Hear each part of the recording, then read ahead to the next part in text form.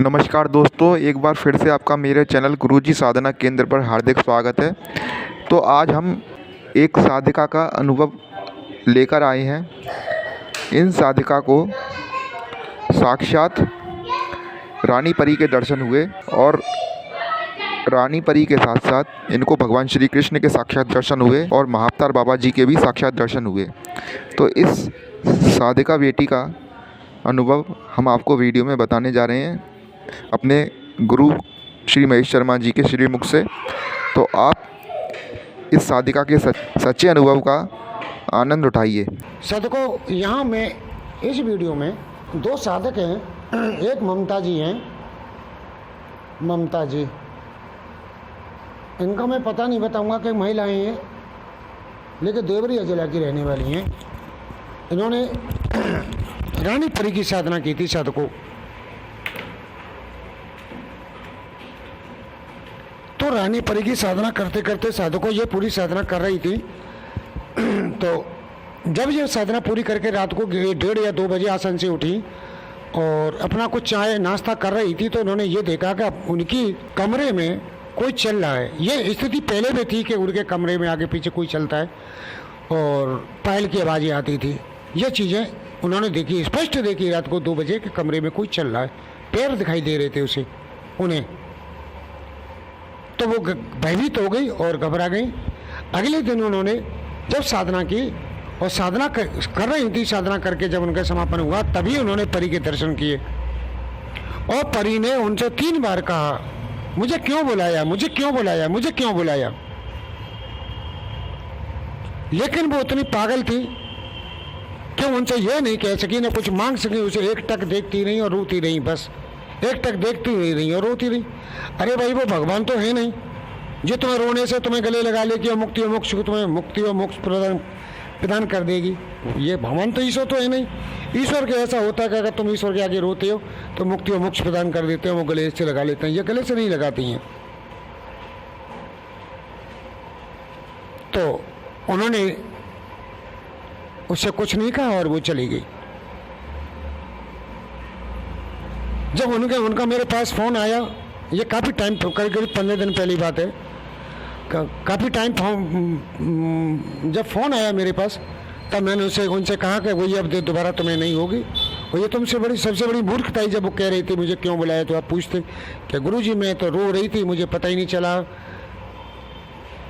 मुझे दिमाग ही नहीं था, या मुझे याद ही नहीं रही, मैं उनके सुंदर रूप को देख के रोती रही। तो पागल थी वो, अब क्या किया जाए इनके लिए। अब उन्हें श्रीमद् भागवत गीता मैंने पढ़ने को कहा और उन्हें एक श्रीमद् भागवत गीता उस साधना के साथ भेजी भी थी। मैं और भी साधकों को श्रीमद् भागवत गीता भेज रहा हूँ यहाँ से, सभी साधनाएं जो भेजता हूँ उसमें श्रीमद् भागवत गीता जरूर भेजता हूँ। तो उन्हें श्रीमद् भागवत गीता पढ़ने को कहा तो वो सब श्रीमद् भागवत गीता पढ़ती नहीं 15-20 दिन बाद तो बाबा जी आए एक दिन उनके रात में, और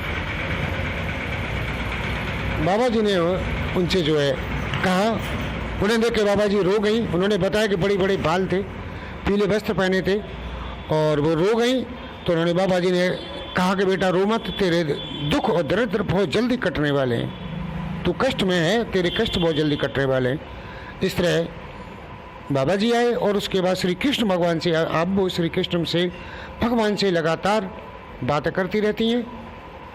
श्री कृष्ण ने भी कहा कि अभी समय है तेरे दुख और दर्द कटने में, तेरे पापों को क्षयने में। तू श्रीमद् भागवत गीता कर रही है, तेरे पाप और जल्दी क्षय हो जाएंगे और तू इसी तरह करती रह बेटी, तेरा कल्याण होने वाला है। तो साधकों, मेरा कहने का आशा ये है यहाँ कि एक श्रीमद् भागवत गीता के द्वारा कितना बड़ी उपलब्धि, एक छोटी सी बिटिया ने कितनी बड़ी उपलब्धि प्राप्त कर ली। मैं बार बार कहता हूँ श्रीमद् भागवत गीता के बारे में कि श्रीमद् भागवत गीता के स्वाध्याय करो, स्वाध्याय करो। क्यों? तुम्हारे पाप क्षय हो रहे हैं उससे। तुम जो गंदे बैठे हो, जो तुम्हारे पाप क्षय हो रहे हैं, पाप क्षय होने से तुम्हारे कल्याण हो जाएंगे, तुम्हें कोई भी सिद्धि हासिल हो जाएगी तत्काल। पापियों को नहीं होती है। करत पाप चाहे कल्याणा, लोग ही राम खिलो ना जाना। पाप करते हुए आप कल्याण की इच्छा रखो तो कभी कल्याण नहीं हो सकता। क्या आप भगवान श्री राम को खिलौना समझते हो? जो कुछ टोलो टोलो करने से वो मान जाएंगे, नहीं।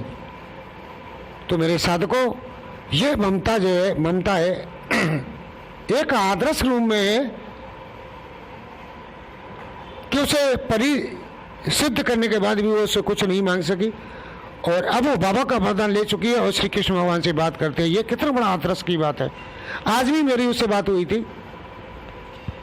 तो बता रही थी कि गुरुजी मेरे श्री कृष्ण मेरे दाएं बाएं आगे पीछे रहते हैं मेरे, जब मैं याद करता हूँ जब भी कृष्ण भगवान दिखाई देते हैं मुझे। और सच बात तो है, वो कहीं जाते भी नहीं है, वो तो हर समय तुम्हारे पास ही हैं। वो तो आकाश की तरह सर्वत्र व्याप्त है ना, जितना आकाश व्याप्त है, हर जगह आकाश व्याप्त है, उसी तरह वो व्याप्त है। तो कृष्ण ये कहाँ, कहीं नहीं आपके पास है हर समय। तो ये बात हो गई ममता जी की। दूसरी मैं एक और साधक का नाम बताऊंगा, यहाँ नाम नहीं लूंगा उनसे, सॉरी उनका। वो जो है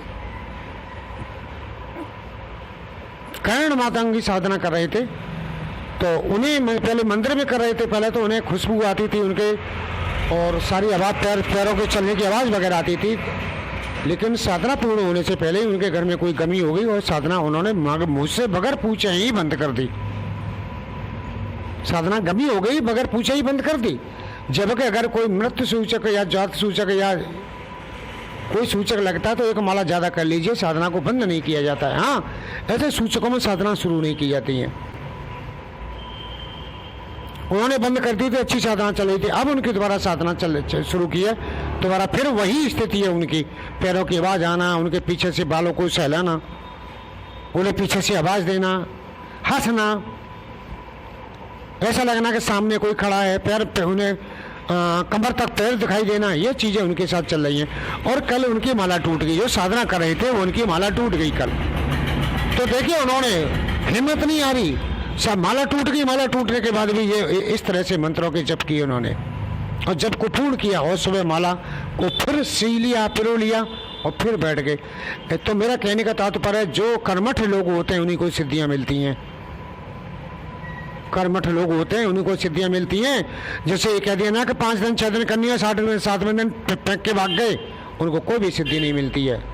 दूसरी बात, जो फल की इच्छा से सिद्धि और भक्ति करते हैं उन्हें तो न भक्ति मिलती है, न भगवान, न सिद्धि, उन्हें कुछ नहीं मिलता है।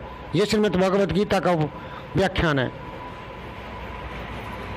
तो साधकों, इस वीडियो में मैं इतना ही।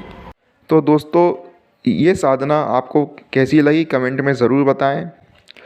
और इसी के साथ मेरा फेसबुक पेज भी है गुरुजी साधना केंद्र के नाम से, और इंस्टाग्राम पेज भी है गुरुजी साधना केंद्र के नाम से। इन दोनों पेजों के लिंक आपको नीचे वीडियो के डिस्क्रिप्शन में मिल जाएंगे, और आप डिस्क्रिप्शन में जाकर इस लिंक पर क्लिक कीजिए और मेरे फेसबुक पेज और इंस्टाग्राम पेज को फॉलो कीजिए, क्योंकि इन दोनों पेजों पर भी नई नई प्रकार की साधनाएं और हर समस्या के समाधान आपको देखने को मिलेंगे। तो दोनों पेजों को आप फॉलो कीजिए। और जो भी लोग मेरी इस वीडियो को फेसबुक पर देख रहे हैं, तो इस वीडियो को ज़्यादा से ज़्यादा शेयर करें और लाइक भी करें। और जो लोग मेरी इस वीडियो को यूट्यूब पर देख रहे हैं और अभी तक उन्होंने मेरे चैनल को सब्सक्राइब नहीं किया है, तो मेरे यूट्यूब चैनल को भी सब्सक्राइब करें, ताकि भविष्य में मैं जब भी कोई नई साधना लेकर आऊँ तो आप तक सबसे पहले पहुँचे। तो दोस्तों, इसी के साथ मुझे आज्ञा दीजिए। अगली बार फिर मैं एक नई साधना के साथ उपस्थित हो जाऊंगा। तब तक के लिए जय श्री कृष्ण, जय गुरुदेव।